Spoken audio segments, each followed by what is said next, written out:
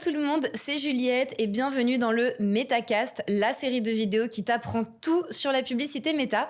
Et aujourd'hui, on va parler des actualités méta en ce début 2025. On est en direct depuis Dubaï, c'est parti. Alors, le premier changement capital dans Meta, c'est l'amélioration des campagnes Advantage+. Donc, c'est un sujet très controversé puisque on a des utilisateurs qui adorent le Advantage+ et qui pensent que les résultats sont bien meilleurs.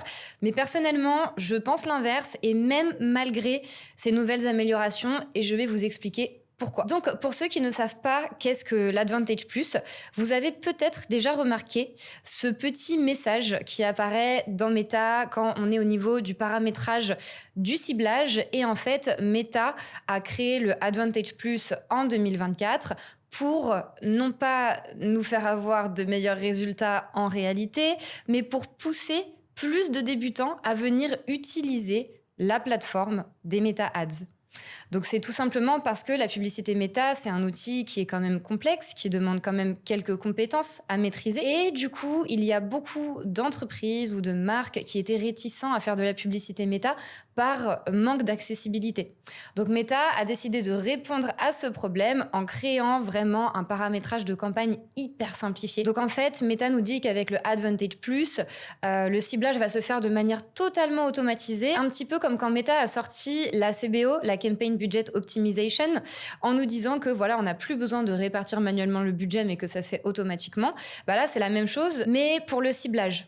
Donc en fait, il nous dit que si on utilise le Advantage+, on n'a pas forcément à rentrer d'intérêt dans ces campagnes, ou alors seulement pour guider Meta, même si Meta va aller chercher des prospects au-delà des intérêts qu'on donne, alors que quand on fait du ciblage manuel, donc sans le Advantage+, on garde la main sur le ciblage qu'on souhaite effectuer avec nos campagnes. Donc, pour l'avoir testé, je peux vous confirmer que j'ai de bien meilleurs résultats avec le ciblage manuel. Donc, il faut comprendre que le Advantage+, c'est adapté pour vous si vous débutez dans la publicité, que vous ne comprenez pas encore vraiment bien comment ça marche. Et dans ce cas-là, faire des campagnes en Advantage+, ça peut être un bon point de départ pour commencer à mettre un pied dans la publicité méta. Par contre, si vous êtes déjà un annonceur confirmé, je vous déconseille de l'utiliser, en tout cas dans la génération de leads, comme on en parle sur cette chaîne. Et j'ai d'ailleurs même testé moi-même les deux types de campagnes, en manuel et en Advantage+. Je fais très souvent des split tests, au moins une fois par mois, et honnêtement, même avec les dernières améliorations, je ne vois toujours pas d'amélioration au niveau des résultats de la campagne. Donc certes, le Advantage+ va nous coûter un tout petit peu moins cher au niveau du coût par lead, mais par contre, de mon côté, la qualité n'a jamais été au rendez-vous et toutes les personnes que j'accompagne en publicité méta ont pratiquement eu le même retour également. Attention, il peut y avoir des exceptions dans certaines niches, donc je vous invite quand même, si vous avez un business ou que vous travaillez en tant que média buyer pour quelqu'un qui a un business, à tester les deux. Vous prenez la même campagne, vous mettez les mêmes créatives, le même budget, vous les lancez en même temps et vous faites une campagne en ciblage manuel, une campagne en Advantage+, et vous verrez de vous-même où est-ce que vous avez les meilleurs résultats. Et sur ce, je vais vous montrer deux de mes campagnes que j'ai faites pour la même offre avec les mêmes créatives, une en ciblage manuel et une en Advantage+, et vous allez voir tout de suite la différence. Et d'ailleurs, ça va vous montrer aussi pourquoi le Advantage+ peut être assez limité. Sur ce, je vais ouvrir mon business manager. Donc, nous sommes ici dans mon propre business manager et j'ai sélectionné deux campagnes que je veux vous montrer. Donc, il faut savoir que les deux ont tourné pendant février. Donc là, on voit que ça date du mois dernier, d'accord ? Donc, ce sont des résultats récents. Donc, en fait, on voit ici que la première campagne est en Advantage+, la deuxième est en ciblage manuel. Et bon, évidemment, il y a plus de montants dépensés dans la ciblage manuel puisque c'est là où j'ai eu les meilleurs résultats, alors que l'Advantage+, j'ai vu que les résultats n'étaient pas satisfaisants, donc je l'ai coupé assez vite. Ce qui explique cette différence de montants dépensés. Donc, on peut voir que dans la campagne en Advantage+, donc j'ai eu 277 leads pour 99 centimes. Donc, effectivement, leur promesse d'avoir des coûts par lead faibles est tenue. Mais par contre, je vais y venir après, la qualité n'était pas du tout au rendez-vous. Et sur la deuxième campagne en ciblage manuel, j'ai eu 476 leads pour 1,77 €. Donc un petit peu plus cher, mais c'est pas non plus énorme puisque là, on a quand même moins d'1 € de différence. On a 78 centimes de différence par lead. Donc si je peux payer 78 centimes en plus par lead et avoir de la meilleure qualité, Je ne dis pas non. Je précise que ces 2 campagnes, du coup, elles sont sur mon offre iTicket, qui est ma formation Media Buying Elite, qui est une formation pour devenir média buyer pour infopreneurs. Donc, je forme les personnes qui souhaitent devenir média buyer en génération de leads. Donc, c'est une formation B2C, make money. Ok, donc là, au niveau du coût par lead, on voit que c'est à peu près similaire, même si le manuel est un tout petit peu plus cher. Mais par contre, ce qui est hyper intéressant, c'est que quand on arrive au niveau des appels de vente, on voit ici qu'avec le Advantage Plus, j'avais des appels de vente qui me coûtaient 14 € plus cher qu'en ciblage manuel. Et ça, c'est vraiment un schéma récurrent quand on a de la qualité de lead. C'est qu'en fait, dans une campagne, si vos leads vous coûtent plus cher, il est possible que les appels de vente coûtent moins cher puisque les leads sont plus qualifiés. Donc, au cours du funnel, ils convertissent plus en appels de vente que la campagne où les leads sont moins qualifiés, coûtent moins cher, mais du coup, c'est des personnes qui sont moins susceptibles de convertir en appels. Donc, voilà pourquoi je vous recommande le ciblage manuel. Ciblage manuel, surtout si vous êtes dans des marchés très nichés, comme par exemple le B2B, je vous conseille vraiment de rester en ciblage manuel pour pouvoir garder la main dessus. Ok, et maintenant un deuxième point important qu'il s'est passé avec ces campagnes, c'est que donc mon offre propose à des personnes qui souhaitent se reconvertir dans le digital à devenir média buyer. Sauf que le media buying, c'est un métier quand même assez technique, qui demande d'être à l'aise avec la technologie parce qu'il y a beaucoup de chiffres, c'est beaucoup d'analyses. Donc en général, les personnes qui souhaitent devenir média buyer, en tout cas celles qui viennent à moi, ce sont des personnes qui ont entre 20 et 35-40 ans grand maximum. Ce sont plutôt des hommes qui sont à l'aise avec les chiffres, l'analyse. Donc j'ai pas mal de profils de personnes qui étaient par exemple ingénieurs, profs de sciences, profs de maths.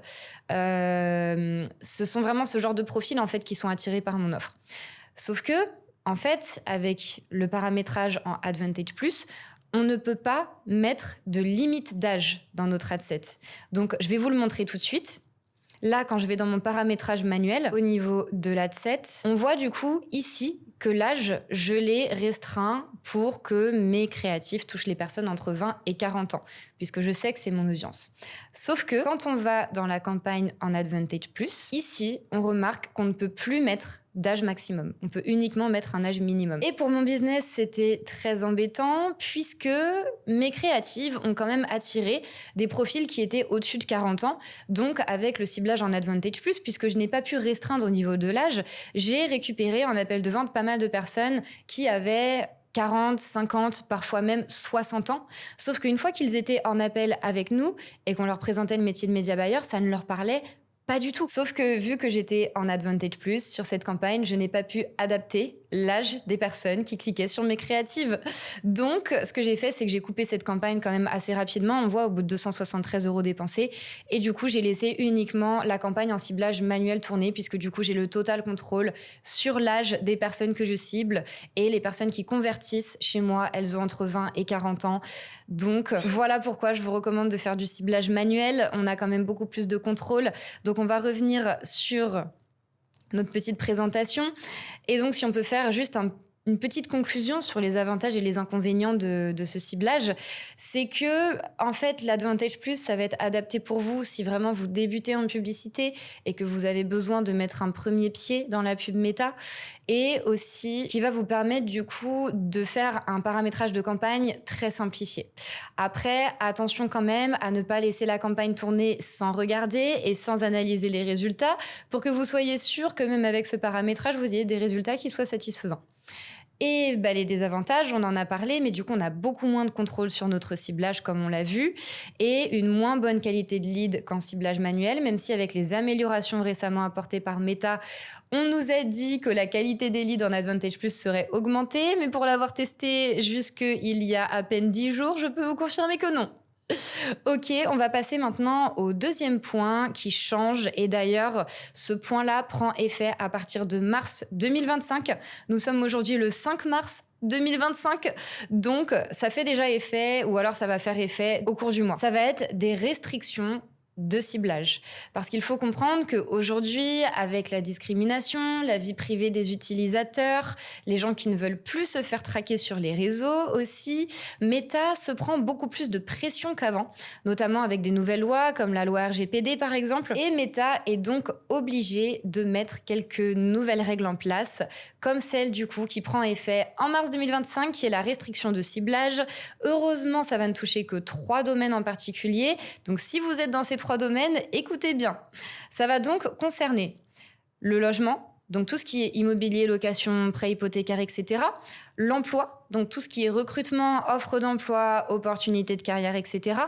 Et enfin, les services financiers et le crédit. Donc tout ce qui est prêt, carte bancaire, assurance, etc. Donc, qu'est-ce que ça signifie exactement si vous faites des ads dans un de ces 3 domaines? Donc, la première chose, c'est que vous ne pourrez plus importer vos fichiers clients qui viennent du coup de vos propres sources. Donc, par exemple, de votre CRM ou d'un fichier Excel ou CSV. Donc, vous ne pourrez plus créer d'audience personnalisée par rapport à vos propres sources de données. Et donc, forcément, les audiences lookalike seront par conséquent très limitées. Donc, si on parle des points positifs, donc évidemment, il y aura moins de discrimination, du coup, au niveau du ciblage des ads des personnes qui advertisent dans un de ces 3 domaines. Mais c'est tout. Honnêtement, je vois pas d'autres avantages puisque pour les personnes qui sont dans ces domaines-là, ça va être plus compliqué et il va falloir s'adapter. Donc, ce que je peux vous conseiller, ça va être en fait d'utiliser ces audiences que vous ne pourrez plus importer du coup dans votre business manager à travers d'autres canaux, donc d'une manière différente. Par exemple, vous pouvez encore faire du LinkedIn Ads avec vos propres sources de données dans ces 3 domaines. C'est quelque chose qui est encore autorisé.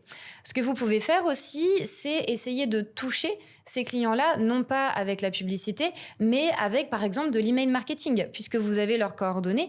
Donc, je vous invite à travailler votre email marketing, essayer de vendre votre offre par email pour du coup se diversifier au niveau des canaux et ne pas compter que sur Meta puisque ce ne sera plus possible. Donc heureusement qu'il existe encore des solutions et justement je pense que c'est même peut-être un point positif parce que ça vous permet de vous diversifier et de ne pas avoir tous vos œufs dans le même panier. Donc si par exemple vous ne faisiez que de la publicité Meta, ça va vous forcer en fait à aller chercher des prospects ailleurs, donc par l'email marketing, par LinkedIn, par d'autres plateformes. Donc c'est négatif, mais il y a quand même un petit côté positif d'après moi. Ensuite, on va passer au point numéro 3, qui, je pense, va nous apporter de grandes opportunités en tant qu'annonceur. C'est du coup la potentielle arrivée des ads sur Threads. Donc, ce n'est pas encore officiel, ce n'est pas encore ouvert à tous, mais il est fort probable que dans un futur proche, nous soyons en capacité de faire des publicités à travers Threads. Donc, ce serait, je pense, une énorme opportunité parce que comme à chaque fois qu'une nouvelle plateforme s'ouvre à la publicité, tout le monde n'y va pas tout de suite. Donc, forcément, il y a plus de place aux premiers annonceurs qui font de la publicité dessus. Et du coup, forcément, s'il y a moins de concurrence, ça veut dire CPM, donc le coût par 1000 impressions, qui est plus faible. Donc, c'est-à-dire que ça va nous coûter moins cher de toucher 1000 personnes que sur des plateformes très compétitives comme Facebook et Instagram. Ce qui peut aussi également forcément avoir un impact sur notre CPL qui serait potentiellement aussi plus faible. Ce qui va être intéressant aussi, je pense, c'est que sur Threads, donc on a une audience qui est un petit peu différente que sur Facebook et Instagram, qui est en fait des personnes qui en ont un petit peu assez du contenu redondant où tout le monde fait la même chose, d'Instagram en particulier, et qui cherchent une plateforme plus authentique où ils peuvent s'exprimer avec plus d'authenticité qu'Instagram et Facebook. Donc je pense qu'on va avoir une ouverture à une nouvelle audience qu'on ne peut pas forcément toucher avec Facebook et Instagram, qui va être beaucoup plus ouverte à voir nos publicités à travers Threads. Un autre avantage aussi, c'est que sur Threads, donc en fait on peut voir déjà des previews de à quoi vont ressembler les publicités sur Threads, et c'est beaucoup moins agressif que sur Instagram et Facebook. Donc en fait, à quoi ça va ressembler une publicité sur Threads? Donc ça va s'intégrer dans les posts Threads, donc dans la discussion. Donc en fait, limite, vous n'allez même pas voir que vous êtes en train de lire une publicité. Et je pense que ça va être un réel avantage parce qu'au plus les gens se sentent forcés, au plus ils sont réticents. Et l'inverse est évidemment vrai. Donc au moins, ils sentent que c'est une publicité et au plus ils sentent que c'est authentique, au plus il y a de chances qu'ils convertissent. Donc voilà, les deux avantages, on en a parlé. Ça nous fait une nouvelle plateforme publicitaire où promouvoir nos produits ou nos services. Moins de concurrence. Donc ça, c'est vraiment top parce que Facebook et Instagram, aujourd'hui, on a quand même beaucoup de personnes qui font de la publicité. Donc pour se différencier, il faut vraiment faire de très, très bonnes créatives. Et ensuite, dans les désavantages, donc comme je l'ai mentionné au début, ce n'est pas encore ouvert à tous.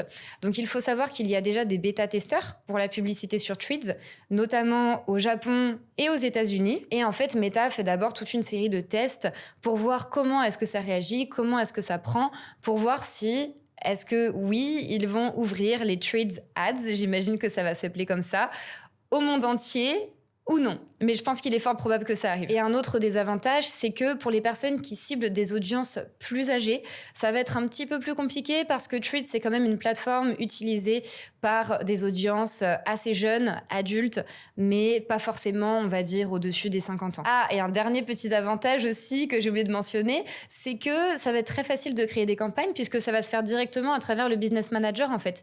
Puisque Threads appartient à Meta, donc en fait, quand on créera nos campagnes dans le Business Manager, il y a l'endroit où on choisit nos placements, donc Facebook, Instagram, Messenger, etc., où du coup, on va pouvoir choisir Threads. Donc, ça va pas forcément nous demander plus d'efforts, mais par contre, ça peut nous apporter beaucoup plus de résultats. C'est tout pour moi aujourd'hui. Merci d'avoir regardé ce premier Metacast. Donc, n'hésite pas à t'abonner, à activer la cloche pour recevoir les prochaines vidéos, à liker, à commenter. Ça nous aide déjà par rapport à l'algorithme de YouTube, mais surtout, ça nous donne plus de force à moi et à mon équipe et plus de motivation à continuer de vous créer du contenu qualitatif sur YouTube. Et pour ceux qui souhaitent aller plus loin avec la publicité méta, que vous soyez infopreneur ou média buyer ou peut-être même futur média buyer, n'hésitez pas à regarder tous les liens qui sont présents dans la description. Vous trouverez tout ce qu'il vous faut.